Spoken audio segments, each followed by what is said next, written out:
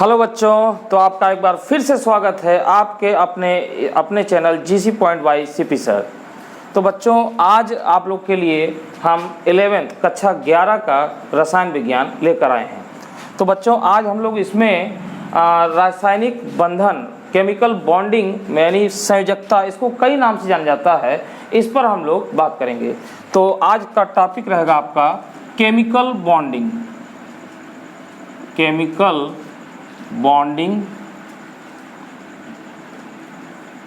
Chemical bonding बच्चों, इसको जो है संयोजकता यानी वैलेंसी के नाम से भी जाना जाता है। वैलेंसी, ठीक है बच्चों, इसको वैलेंसी भी कहा जाता है, केमिकल बॉन्डिंग भी कहा जाता है। तो इसको संयोजकता हिंदी में कहते हैं संयोजकता। संयोजकता, तो संयोजकता बच्चों, इसी की बात कर लें कि संयोजकता आखिर होता क्या है। जैसे किसी तत्व की संयोजकता है तो उसको कैसे बताया जाता है और उसको कैसे मॉडिफाई किया जाता है, इसके बारे में हम लोग जानेंगे। तो देखिए, इसकी दो जो है कि इसकी कंसेप्ट है। एक को हम लोग कहेंगे पुरानी धारणा, यानी इसको हम लोग बोलेंगे पुरानी धारणा यानी ओल्ड कंसेप्ट। तो बच्चों, इसमें हम लोग क्या देखते हैं, इसकी परिभाषा अगर दी जाए तो कैसे देंगे, किसी तत्व की संयोजकता, किसी तत्व की संयोजकता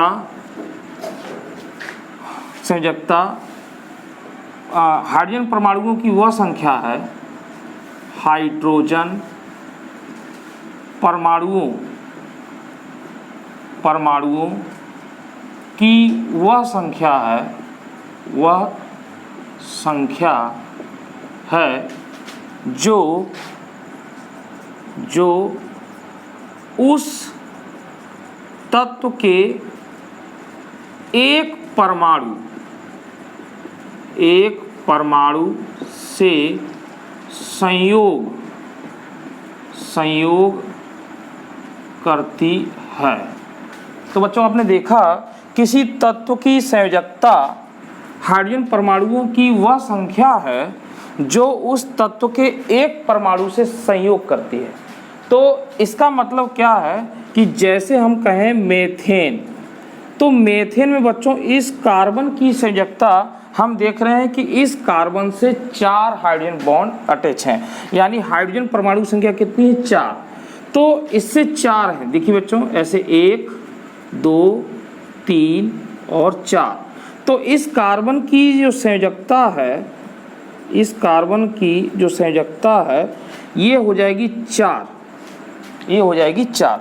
इसी प्रकार बच्चों देखें NH3, तो NH3 में नाइट्रोजन की संयोजकता अगर देखें तो इस नाइट्रोजन के एक परमाणु से हाइड्रोजन के 3 परमाणु जुड़े हुए हैं, संयोग कर रहे हैं, तो इसकी संयोजकता हो जाएगी 3। बात समझ आती है बच्चों? तो इस तरीके से हम इनकी संयोजकता को बता रहे हैं। जैसे हम लोग अगर बात कर लें H2O, तो हम लोग कहेंगे कि ऑक्सीजन की संयोजकता कितनी हो जाएगी, 2। तो बच्चों, ये पुरानी धारणा के अनुसार ये केवल हम लोग उन्हीं कंपाउंड बता सकते हैं जो हाइड्रोजन जुड़े हुए हैं, परंतु अगर जिसमें हाइड्रोजन ना हो तो उसको हम लोग कैसे डिफाइन करेंगे। जैसे कि मान लीजिए PCl5, इसमें कोई हाइड्रोजन नहीं है और फास्फोरस की हमको संयोजकता बतानी है, तो इसको कैसे बताएंगे, ठीक है। तो इन सब के लिए अब इसमें कोई हाइड्रोजन नहीं है, तो ऐसे तत्वों के लिए जो है कि संयोजकता की परिभाषा को एक नया रूप दिया गया और उस मॉडर्न कंसेप्ट पर किसी भी परमाणु की, किसी भी तत्व की संयोजकता को आप निर्धारित कर सकते हैं, चाहे उसमें हाइड्रोजन हो चाहे उसमें ना हो, ठीक है। तो ये पुरानी धारणा थी, इसके अनुसार हमने देखा। अब हम लोग पढ़ेंगे आधुनिक धारणा के अनुसार संयोजकता। ये पुरानी धारणा, आधुनिक, तो इसका स्क्रीनशॉट आप ले सकते हैं।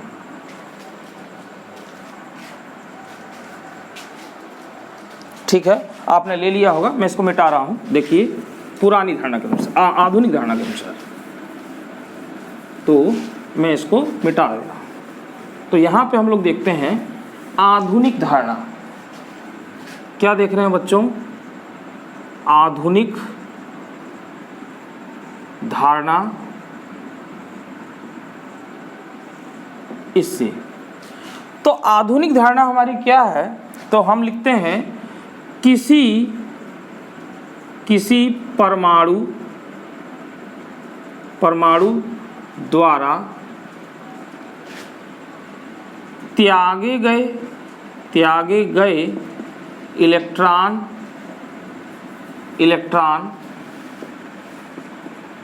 की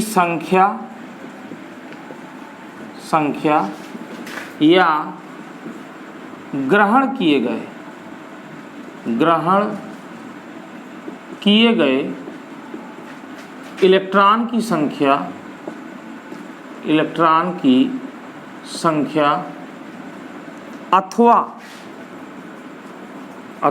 इलेक्ट्रॉन की संख्या अथवा किसी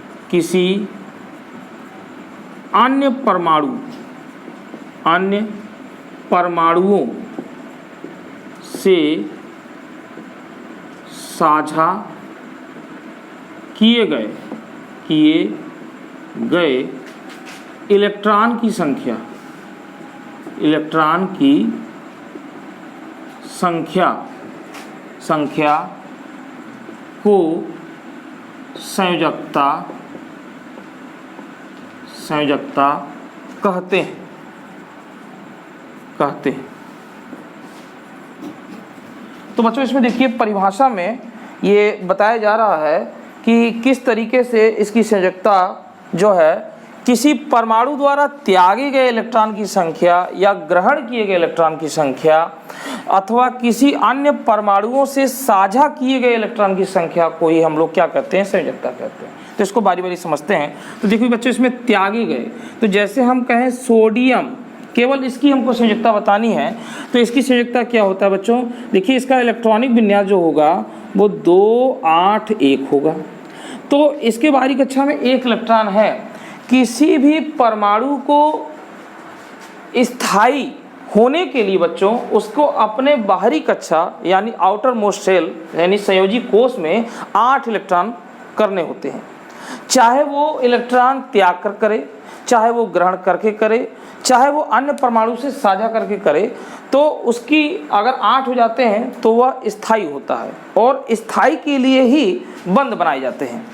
तो बच्चों इसमें देखिए ये जो है अगर एक इलेक्ट्रॉन अपना त्याग दे तो ये सोडियम प्लस हो जाता है, एक इलेक्ट्रॉन त्याग दिया, और इसका इलेक्ट्रॉनिक विन्यास 2 8 हो जाता है। तो आप देख रहे हैं कि 8 हो गया, स्थायी हो गया। तो ये एक इलेक्ट्रॉन त्यागा है, यानी स्थायी प्राप्त करने के लिए कितने इलेक्ट्रॉन त्यागा है, एक इलेक्ट्रॉन। तो एक इलेक्ट्रॉन त्यागा है, इसलिए इसकी संयोजकता 1 होती है। यानी हम यूं कहें कि सोडियम की संयोजकता बराबर 1, प्लस माइनस नहीं 1 पूर्णांक में। इसी प्रकार अगर हम क्लोरीन की बात करें बच्चों, तो क्लोरीन का इलेक्ट्रॉनिक विन्यास 2 8 7 होता है बच्चों। तो इसके बाहरी कक्षा में 7 इलेक्ट्रॉन हैं और इसको अगर 8 करने हैं तो ये 1 इलेक्ट्रॉन ग्रहण कर लेगा और ग्रहण करने के बाद Cl माइनस हो जाएगा। तो हम यूँ कहेंगे कि क्लोरीन की संयोजकता 1 होती है, यानी क्लोरीन की संयोजकता बराबर 1। तो इसने 1 इलेक्ट्रॉन त्यागा है अपने बाहरी कक्षा में 8 इलेक्ट्रॉन को पूरा करने के लिए, अष्टक नियम को पालन करने के लिए, और दूसरी ओर क्लोरीन ने 1 इलेक्ट्रॉन को ग्रहण किया है।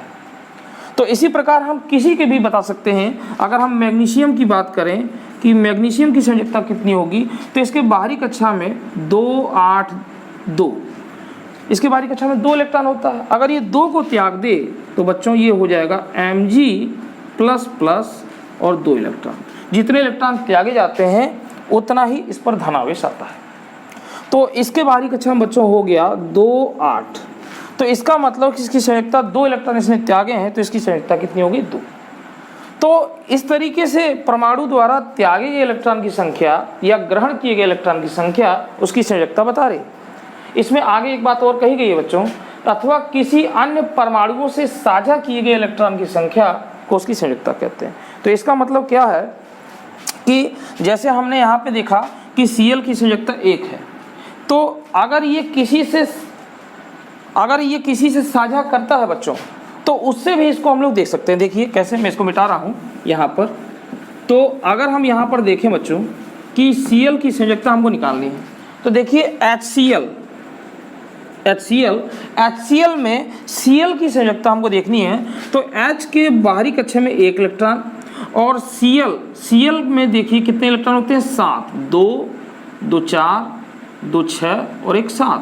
तो 1 इलेक्ट्रॉन इसके साझे में भाग लगा देगा और ये हो जाएंगे 2, 2 4 और 2 6। अब आप देख सकते हैं इसको अगर सर्किल किया जाए, क्योंकि साझा है, ये कोवैलेंट बॉन्ड है ये, तो इसमें एक इलेक्ट्रॉन का साझा किया गया है, इसीलिए इसकी संयोजकता इसकी बच्चों 1 हो जाएगी, क्योंकि इसने एक साझे में भाग लगाया और हाइड्रोजन ने भी 1 लगाया, तो हाइड्रोजन की संयोजकता भी 1 हो जाएगी। इसी प्रकार हाइड्रोजन की संयोजकता इसकी भी 1 हो। इसी तरीके से देखिए मैंने कार्बन मीथेन, इसमें पुरानी धारणा से आपने देखा था कि कार्बन के 1 परमाणु से 4 हाइड्रोजन परमाणु जुड़े हुए हैं, और यहाँ पर हम लोग ये भी दे सकते हैं कि इस कार्बन में बाहरी कक्षा में 4 इलेक्ट्रॉन होता है, बाहरी कक्षा में इसके 4 इलेक्ट्रॉन होता है। तो इसको 4 इलेक्ट्रॉन है और 8 करने के लिए 4 इलेक्ट्रॉन मिल जाए, या तो 4 तो सीधे कोई देगा नहीं, परंतु अलग अलग इसको अगर एटम से मिले 1 इलेक्ट्रॉन तो इसके पास 8 हो जाएंगे, मतलब 4 और 4 8 हो जाएंगे। जैसे देखिए, तो ये अपना 1 इलेक्ट्रॉन रख दिया, 1 इलेक्ट्रॉन इधर रख दिया, 1 इलेक्ट्रॉन इधर, 1 इलेक्ट्रॉन इधर रख दिया, और हाइड्रोजन के बाहरी कक्षा में 1 इलेक्ट्रॉन होता है, परंतु इसके 4 परमाणु हैं। तो 1 परमाणु का इलेक्ट्रॉन ये हो गया, 1 परमाणु का इलेक्ट्रॉन ये हो गया, 1 परमाणु का इलेक्ट्रॉन ये हो गया, और 1 परमाणु का इलेक्ट्रॉन ये हो गया। अब आप देखें इसको सर्किल करें तो ये इस तरीके से हो जाएगा, इस तरीके से, इस तरीके से, और ये, और इसमें कार्बन में ये आप देख रहे हैं इस तरीके से। तो बच्चों ये इसमें 8 इलेक्ट्रॉन हो गए, यानी 2, 2 4, 2 6, 2 8, तो 8 इलेक्ट्रॉन हो गए। मगर कार्बन ने साझे में कितना लगाया था, साझे में, तो साझे में इसने 4 इलेक्ट्रॉन लगाए थे, इसीलिए इसकी संयोजकता 4 हो गई। जितना बच्चों साझे में इलेक्ट्रॉन लगाता है, मान लीजिए अगर बाहरी कक्षा में इसमें 5 इलेक्ट्रॉन है और 5 में से 3 ही साझे में लगा रहा है, तो इसकी संयोजकता 5 नहीं 3 होगी, यानी जितना साझे में लगाएगा। जैसे देखिए इसको समझ सकते हैं हम लोग एक उदाहरण से, और इसको हम लोग समझ सकते हैं अमोनिया से। जैसे देखिए अमोनिया NH3, तो नाइट्रोजन के केस में बाहरी कक्षा में होता है 2 5, तो 5 इलेक्ट्रॉन बच्चों हैं और इसको चाहिए 3, तो 3 इलेक्ट्रॉन चाहिए, तो ये 3 का साझा करेगा, ना कि 5 का करेगा। देखिए ऐसे ये 1 2 3 और इसके 2 बच गए, तो यानी यहाँ पर ये बच्चों देखिए H, और ये हो जाएगा H, और ये हो जाएगा H। तो इस तरीके से बच्चों देखिए ये ऐसे हो गया, ये ऐसे हो गया, ये ऐसे हो गया, और ये पूरा कवर करेगा ऐसे। तो बच्चों आप देख रहे हैं कि ये 2 इलेक्ट्रॉन साझे में भाग नहीं लगे, साझे में इसके कितने लगे, 1 2 3 है, इसमें 5, मगर 5 में से केवल साझे में 3 इलेक्ट्रॉन भाग में लिए जा रहे हैं, तो इसीलिए नाइट्रोजन की संयोजकता 3 होगी। यानी इसकी जो संयोजकता हुई बच्चों, इसकी संयोजकता होगी 3। और आपने पुरानी धारणा से भी देखा कि इसकी संयोजकता 3 आ रही, क्योंकि इसके नाइट्रोजन के 1 परमाणु से 3 हाइड्रोजन जुड़े हुए। तो ये वाली जो कंसेप्ट है, ये मॉडर्न कंसेप्ट है, ये सभी पर लागू होगी, किसी से भी हम लोग किसी में भी निकाल सकते हैं। जैसे देखिए मैंने कहा था PCl5, तो PCl5 को देखें तो PCl5 में कैसे निकालेंगे, मैं इसको मिटाता हूँ। तो देखिए PCl5 में PCl5, तो PCl5 में बच्चों इसके बाहरी कक्षा में होता है 2 8 5, तो 5 इलेक्ट्रॉन होते हैं इसके बाहरी कक्षा में। 5 में से इस Cl में 5 लगा रहा है ये, देखिए 1 2 3 4 5, और एक इलेक्ट्रॉन Cl के लगे हुए हैं, एक इलेक्ट्रॉन Cl के लगे हुए हैं, तो इसमें हो गए 2 2 4 2 6 और 1 लगा दिया। और इसी प्रकार इसमें 2 2 4 2 6 ये हो गया, 2 2 4 2 6 हो गया, और इसी प्रकार इसमें भी हो जाएगा, 2 2 4 2 6 हो गया, और इसमें भी हो जाएगा 2 2 4 2 6। तो आप देख रहे हैं कि इस तरीके से इसकी बॉन्डिंग हो रही है, तो ये प्रत्येक Cl को एक एक इलेक्ट्रॉन लगा रहा है, यानी पांचों लगाया ये, तो इसकी संयोजकता 5 हो गई। तो आप समझ सकते हैं किसी में भी हम लोग निकाल सकते हैं। तो ये आपको आई होप अच्छे से समझ में आया होगा कि संयोजकता को हम लोग कैसे पहचान सकते हैं, संयोजकता कैसे निकाल सकते हैं किसी की, ये आपको इस टॉपिक में समझ में आया होगा। तो बच्चों ये तो बात हुई संयोजकता की। अब हम लोग बात कर लेते हैं रासायनिक बंध। सबसे पहले अगर बच्चों बात करें तो बंध बनाने की आवश्यकता हमें क्यों पड़ती है, आखिर बंध क्यों बनाए जाते हैं। तो आप ये जानते हैं कि अगर कोई व्यक्ति है समाज में है तो वह एक दूसरे से जरूर मिलेगा, यानी अपनी आवश्यकताओं को पूरी करेगा, और आवश्यकता को पूरी करने के लिए वो किसी न किसी संपर्क करेगा। तो इसी तरीके से हमारे इसमें भी होता है कि हमारे परमाणु को भी कुछ न कुछ आवश्यकता है स्थायी होने के लिए। तो स्थायी होने के लिए क्या इसके 2 कारण हैं, वो आपको हम बताएं। जो परमाणु है बच्चों, तो ये परमाणु स्वतंत्र अवस्था में इसमें एनर्जी यानी ऊर्जा बहुत ज़्यादा होती है, और जब ऊर्जा बहुत ज़्यादा होती है तो वो अस्थायी होता है, और ऊर्जा में किसी तरीके से अगर इसमें कमी आती है तो स्थायी की ओर अग्रसर होता है। जैसे मान लीजिए कि आप 10 तल्ले की बिल्डिंग के ऊपर खड़े हैं, या बहुत 20 तल्ले की बिल्डिंग के ऊपर खड़े हैं, आपकी फ्लोर है 20 ऊपर माले की। तो जब आप सबसे ऊपर होंगे और नीचे देखेंगे तो आपको बड़ी घबराहट महसूस होगी, तो आप स्थायी नहीं एक तरीके से, मगर जब जैसे ही नीचे आते हैं, नीचे वाले फ्लोर पर आते हैं, आप बड़ा रिलैक्स महसूस करते हैं। तो वैसे ही कुछ हमारे परमाणु के साथ भी होता है यहाँ पर, एटम के साथ, कि ये स्वतंत्र अवस्था में इसमें एनर्जी बहुत ज़्यादा है और ये एनर्जी को कम करना चाहता है। तो एनर्जी कम कैसे करता है, ये बंध बनाकर। रासायनिक बंध बनते जब हैं तो इसके द्वारा एनर्जी रिलीज होती है, मुक्त होती है। हमेशा बंध बनने के दौरान ऊर्जा मुक्त होती है, तो इसकी ऊर्जा में कमी आती है, जिसके कारण ये स्थायित्व प्राप्त कर लेता है। तो इसीलिए इसमें हम कह सकते हैं कि अपनी ऊर्जा को घटाने के लिए रासायनिक बंध बनाते हैं। ठीक है, तो मैं इसको यहाँ पे नहीं लिख रहा हूँ, मैं केवल आपको बता रहा हूँ कि रासायनिक ऊर्जा, अपनी ऊर्जा को कम करने के लिए ये बंध बनाते हैं। दूसरा जो है, ये सबसे इम्पोर्टेंट है, सबसे इम्पोर्टेंट हमारे रसायन विज्ञान में ये माना जाता है कि किसी भी परमाणु के वाह्यतम कोश में 8 इलेक्ट्रॉन हो जाएं, यानी इसको हम लोग कह सकते हैं अष्टक नियम का पालन करने के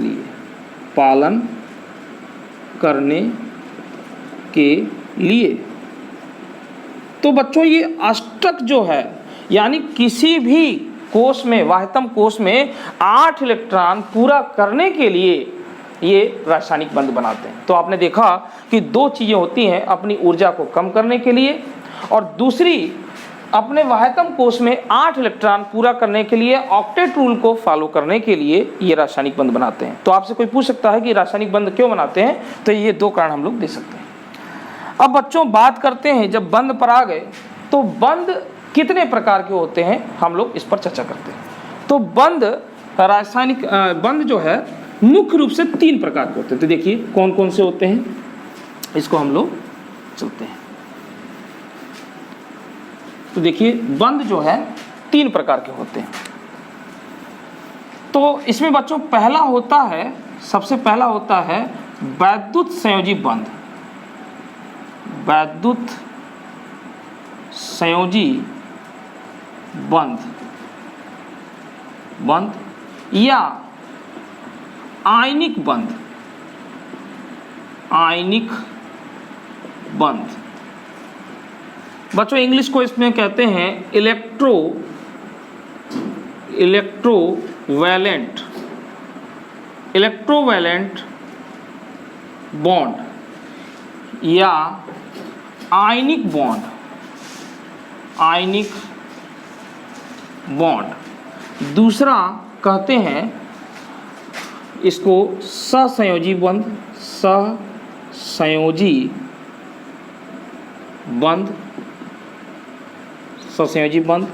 इसको इंग्लिश में कहते हैं कोवैलेंट बॉन्ड। और तीसरा बच्चों कहते हैं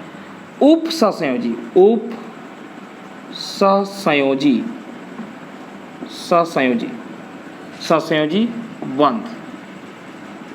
इसको बोलते हैं बच्चों कोऑर्डिनेट कोऑर्डिनेट बॉन्ड। तो ये तो बात हो गई 3 की।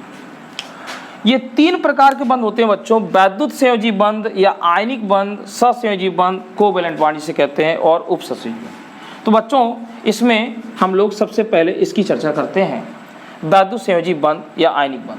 तो बच्चों देखिए नाम से ही स्पष्ट है वैद्युत संयोजी बंध, यानी ये लक्षण की अगर हम बात करें तो जिनमें भी ये बंध होगा, जिस यौगिक में भी ये बंध होगा, उसमें यह गुण होगा कि इसमें यानी इलेक्ट्रिसिटी प्रवाहित हो सकती है, यानी उसमें विद्युत धारा का प्रवाह हो सकता है। जैसे अगर हम बात कर लें NaCl की, नमक, तो बच्चों NaCl इसमें वैद्युत संयोजी बंध होता है, ये वैद्युत संयोजी बंध होता है। और आप जानते हैं कि नमक का प्रयोग विद्युत धारा के प्रवाह के लिए किया जाता है। तो इसके गलित विलयन में, यानी एक्वस सॉल्यूशन या मोल्टेन गलित अवस्था में अगर है तो इसमें विद्युत धारा का प्रवाह हो सकता है, इसीलिए इस बंध को वैद्युत संयोजी बंध कहते हैं। दूसरी ओर आयनिक बंध इसलिए कहा जाता है कि अगर इसको बच्चों वाटर में डिसॉल्व किया जाए तो ये अपने आयनों में टूट जाते हैं, यानी ये अपने आयनों में टूट जाते हैं।